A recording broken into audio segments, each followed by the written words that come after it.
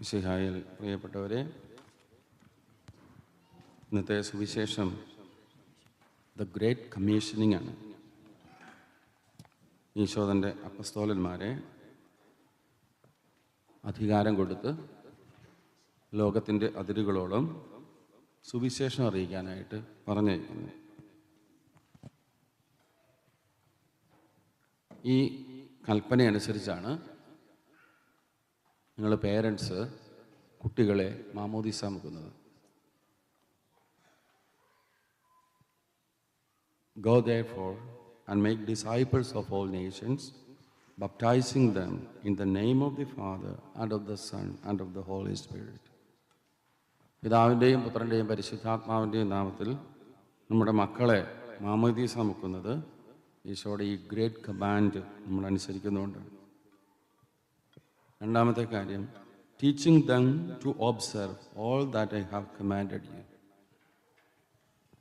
ഈശോ പഠിപ്പിച്ച കാര്യങ്ങൾ അവരെ പഠിപ്പിക്കുന്നത്, വീട്ടിൽ കുഞ്ഞുങ്ങളെ കുരിശു വരയ്ക്കാൻ പഠിപ്പിക്കുന്നത്, പ്രാർത്ഥിക്കാൻ പഠിപ്പിക്കുന്നത്, പള്ളിയിൽ പോകാൻ പഠിപ്പിക്കുന്നത്, കാറ്റക്കിസം പഠിപ്പിക്കുന്നത് ഈ കൽപ്പന അനുസരിച്ചാണ്. മത്തായിയുടെ സുവിശേഷം 28-ാം അധ്യായം. ഈ കൽപ്പന അക്ഷരം പ്രതി പാലിക്കുന്ന ഒരു സമൂഹമാണ് നമ്മൾ.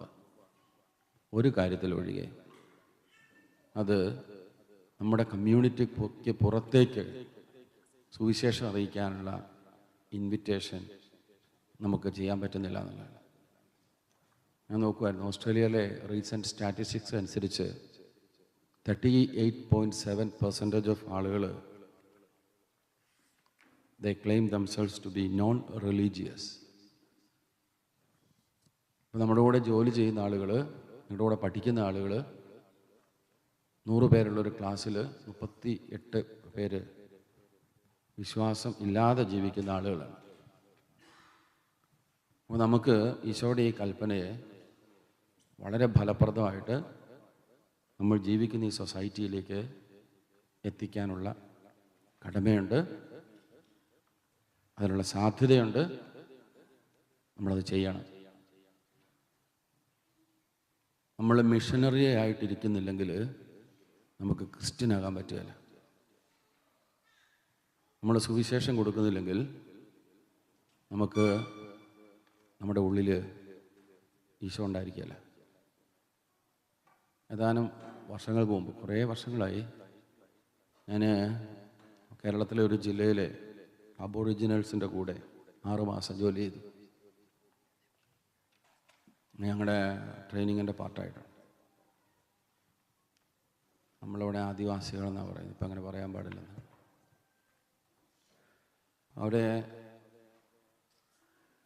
ഒരു 2 മണിക്കൂർ എങ്കിലും വളരെ വലിയ വനത്തിലൂടെ, ചെറിയ നടപ്പാതകളിലൂടെ നടന്ന് വലിയ ഹിൽസൊക്കെ ക്ലൈംബ് ചെയ്ത്, ഹിൽസല്ല മൗണ്ടൻസ് കയറി വേണം അവിടെ ചെല്ലാൻ. അവിടെ ഓരോ ട്രൈബാണ്. ഇപ്പോൾ ഒരു ട്രൈബ് ഒരുമിച്ചാണ് താമസിക്കുന്നത്.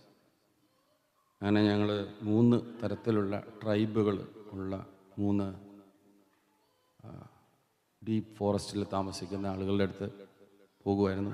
പോയി താമസിച്ച് അവരുടെ കൂടെ ജീവിച്ച്, അവരെ ഞങ്ങൾ ആദ്യം പഠിപ്പിച്ചത് കപ്പ ഇടാനാണ്. കപ്പ എന്ന് പറഞ്ഞാൽ എന്താ മനസ്സിലായോ? തൃശ്ശൂർ സൈഡിൽ കൊള്ളി എന്നായിരിക്കും പറയണത്. വളരെ നമ്മളവരെ കണ്ടുമുട്ടുമ്പോൾ ഭയങ്കര ദാരിദ്ര്യമുള്ള ആളുകളാണ്. അവർക്ക് കുറച്ച് മലയെല്ലാം കയറി ചെല്ലുമ്പം കുറച്ച് മാർഷി ലാൻഡ്സ് ഉണ്ട്, നമ്മൾ കണ്ടെന്നൊക്കെ പറയുന്ന പോലെ. അപ്പോൾ വർഷത്തിൽ ഒരു പ്രാവശ്യം അവർ നെല്ല് വിതയ്ക്കും. അപ്പോൾ ആ നെല്ല്, അതാണ് അവരുടെ ഏക ഭക്ഷണം. പിന്നെ അവർ വേട്ടയാടും, മൃഗങ്ങളെ വേട്ടയാടി കഴിക്കും. പിന്നെ ചിലപ്പോൾ അവർ കുറച്ച് സ്ഥലം തെളിച്ചിട്ട് ഈ നമ്മൾ തേന എന്നൊക്കെ പറയല്ലേ, കുറുമ്പുല്ല് കൃഷി ചെയ്യും. ഇത്രയേ ഉള്ളൂ അവരുടെ ഭക്ഷണം. അപ്പോൾ അവർക്കത് കഴിക്കാൻ മാത്രം ഇല്ല. നെല്ലൊക്കെ എപ്പം വേണേലും പോകാൻ, കാറ്റ് വന്നാലും വീണു പോകും. ഒരുപാട് ദാരിദ്ര്യത്തിലായിരുന്നു. അപ്പോൾ ഞങ്ങൾ നാട്ടിൽ നിന്ന് ഈ കപ്പയുടെ തണ്ടൊക്കെ ചുമന്നു കൊണ്ടുപോയി ഇത്രയും കാട്ടിലൂടെ ചുവന്നുകൊണ്ടുപോയി അവിടെ കപ്പയാകുമ്പോൾ ഒരു 4-5 മാസം കൊണ്ട് ഫുഡാവും. ആളുകളുടെ പട്ടിണി മാറ്റി. ഇപ്പോൾ ഒരു കോളനിയിൽ ഒരു 120-150 പേരൊക്കെ ഉള്ളൂ. രണ്ടാമത് അവരുടെ ഇടയിലുള്ള പ്രശ്നങ്ങൾ സ്നേഹത്തിൽ പറഞ്ഞു തീർക്കാൻ ശ്രമിച്ചു. അവർക്ക് നമുക്കില്ലാത്തതും അവർക്കുള്ളതുമായൊരു കാര്യം ഞാൻ കണ്ടത് സത്യമാണ്. They are very truthful, very very truthful. സത്യം മാത്രം, അബ്സല്യൂട്ട് സത്യം. തല പോയാലും ഒരു കള്ളം പറയില്ല. അതാണ് അവരുടെ ട്രൈബൽ സെറ്റിങ്ങിൻ്റെ പ്രത്യേകതയാണ്. അവർക്ക് കള്ളം ഇമാജിൻ ചെയ്യാൻ പോലും പറ്റില്ല. പക്ഷേ ഭയങ്കര അഗ്രസീവാണ്. കാരണം വന്യമൃഗങ്ങളോട്, പാമ്പിനോടൊക്കെ അവരുടെ ജീവിതം വളരെ ഹാർഡായതുകൊണ്ട് അവർ കുറച്ചുകൂടെ അവരുടെ റിലേഷൻഷിപ്പ് വളരെ അഗ്രസീവാണ്, പ്രത്യേകിച്ച് നെയ്ബേഴ്സൊക്കെ. അപ്പോൾ നമ്മൾ പറയില്ല അടിച്ചു തീർക്കുക എന്ന് പറയല്ലേ, അവർ ഫൈറ്റ് ചെയ്താണ് അവരുടെ റൈവൽറി തീർക്കുന്നത്. അപ്പോൾ അവരുടെ പ്രശ്നങ്ങളുണ്ടാകുമ്പം രമ്യതയിൽ പറഞ്ഞു തീർക്കാനായിട്ട് പഠിപ്പിച്ചു. അവർക്ക് തീർക്കാൻ പറ്റാത്ത പ്രശ്നങ്ങൾ വരുമ്പം അവർ 2 പ്രശ്നക്കാരും കൂടെ മലയിറങ്ങി ഞങ്ങളുടെ ഡയറക്ടർ അച്ഛൻ്റെ അടുത്ത് വരും. അച്ഛൻ പിന്നെ അവരുടെ പ്രശ്നങ്ങൾ തീർക്കും. പരസ്പരം ക്ഷമയൊക്കെ പറയിപ്പിച്ച് അതൊക്കെ അവർക്ക് പുതിയ പാഠങ്ങളായിരുന്നു. മെല്ലെ മെല്ലെ ആ കമ്മ്യൂണിറ്റി, അതിൽ 2 കമ്മ്യൂണിറ്റിയും വളരെ നല്ല സുവിശേഷ അവബോധമുള്ള മനുഷ്യരായിട്ട് മാറി. അവരൊരിക്കലും മാമോദീസ സ്വീകരിച്ചില്ല നമുക്ക്, പക്ഷെ അവർ സുവിശേഷം ജീവിക്കുന്ന ആളുകളായി മാറി. വളരെ ചിട്ടയായ ജീവിതത്തിലേക്ക്. പിന്നെ ഞങ്ങളവിടെ ഒരു ചെറിയ സ്കൂൾ തുടങ്ങി. 2 ടീച്ചേഴ്സിനെയൊക്കെ കൊണ്ടുപോയി അവിടെ താമസിപ്പിച്ച്. പിള്ളേരൊന്നും സ്കൂളിലിരിക്കില്ല, അവർ സ്കൂളിൽ നിന്ന് ഇറങ്ങി കാട്ടിലേക്ക് ഓടിപ്പോകും. സ്കൂളെന്ന് പറയുന്നൊരു സങ്കല്പം അവർക്കില്ല. ഡിസിപ്ലിൻഡായിട്ടൊരു ക്ലാസ്സിലിരിക്കുക എന്ന് പറയുന്നത് അവരുടെ സങ്കല്പത്തിൽ. പക്ഷെ മെല്ലെ മെല്ലെ അവരെ സംസ്കാരത്തിലേക്ക് കൊണ്ടുവന്നു. ഇപ്പോൾ സുവിശേഷം വരുത്തുന്ന മാറ്റമാണത്. അതുകൊണ്ടാണ് ഈശോ പറഞ്ഞത്, go therefore and make disciples of all nations. എല്ലാവരോടുമാണ്, എല്ലാവർക്കും സുവിശേഷം. എല്ലാവരും സുവിശേഷം അർഹിക്കുന്നവരാണ്. എല്ലാവർക്കും നമ്മൾ സുവിശേഷം കൊടുക്കണം. എല്ലാവരോടും നമ്മൾ സുവിശേഷം പറയണം. നിങ്ങൾ രോഗികളെയൊക്കെ കാണുന്നുണ്ട്. ഒരുപാട് പേര് ഹെൽത്ത് സെക്ടറിലാണ് വർക്ക് ചെയ്യുന്നത്. നിങ്ങൾ കൊടുക്കുന്ന പ്രത്യാശയുടെ വാക്ക് സുവിശേഷമാണ്. നിങ്ങൾ അക്ഷരാർത്ഥത്തിൽ ഗോസ്പൽ പറയണമെന്നില്ല, പക്ഷെ നിങ്ങൾ സൗമ്യമായി ചിരിച്ച് ഞാൻ നിങ്ങൾക്ക് വേണ്ടി പ്രാർത്ഥിക്കാമെന്ന് പറഞ്ഞ് അവരെ സമാധാനിപ്പിക്കുന്നത് സുവിശേഷമാണ്.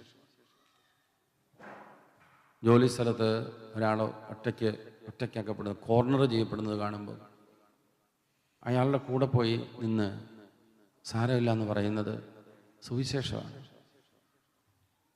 അങ്ങനെയൊക്കെ ചെയ്യണമെങ്കിൽ ഈ സുവിശേഷം നമ്മളെ മോട്ടിവേറ്റ് ചെയ്യണം. ഉപേക്ഷിക്കപ്പെട്ട ആൾക്കാരെ, മാറ്റി നിർത്തപ്പെട്ടവരെ, അവരുടെയൊക്കെ അടുത്തൊക്കെ ഒന്ന് പോയി നിൽക്കാൻ നമുക്ക് പറ്റണമെങ്കിൽ നമ്മുടെ ഉള്ളിൽ ഈശോ തന്ന ഈ സുവിശേഷത്തിൻ്റെ ഒരു ജ്വാല ഉണ്ടാകണം. അല്ലെങ്കിൽ നമ്മൾ ഭയങ്കര ഇൻഡിഫറൻ്റ് ആയി പോകും. ഫ്രാൻസിസ് പാപ്പ പറഞ്ഞത് മോഡേൺ സൊസൈറ്റിയുടെ ഏറ്റവും വലിയ പ്ലേഗ്സിലൊന്ന് ഇൻഡിഫറൻസാണ്. ഒന്നും നമ്മളെ ടച്ച് ചെയ്യുന്നില്ല. നമ്മൾ ഭയങ്കര ഇൻഡിഫറൻ്റ് ആയിപ്പോയി. നമ്മുടെ പള്ളിയുടെ താടുക്ക് പിള്ളേരുടെ ബോർഡ് എഴുതി ഒട്ടിച്ചിട്ട് 7 എന്ന് പറഞ്ഞൊരു സംഗതി, 7ാം ക്ലാസ്സുകാരുടെ ബോർഡ് താഴെ കിടപ്പുണ്ട്. നമ്മൾ ഭയങ്കര ഇൻഡിഫറൻ്റാണ്. അതവിടെ കിടക്കേണ്ട സാധനമല്ല. നമ്മൾ ഇത്ര ആളുകൾ അത് കാണുന്നുണ്ട്, പക്ഷെ അത് എടുത്തു മാറ്റാൻ നമുക്ക് തോന്നുന്നില്ല. We are totally indifferent. നമ്മളറിയാതെ തന്നെ ഈ ഇൻഡിഫറൻസ് നമ്മളെ പിടികൂടിയിട്ടുണ്ട്. ഇൻഡിഫറൻസിനുള്ള ഉത്തരവാണ് സുവിശേഷം. അതുകൊണ്ടാണ് സുവിശേഷം, വചനം എന്ന് പറയുന്നത് തീയാണെന്ന് പറയുന്നത്. നമ്മുടെ ഉള്ളിൽ നിന്ന് നമ്മളെ പുഷ് ചെയ്യും.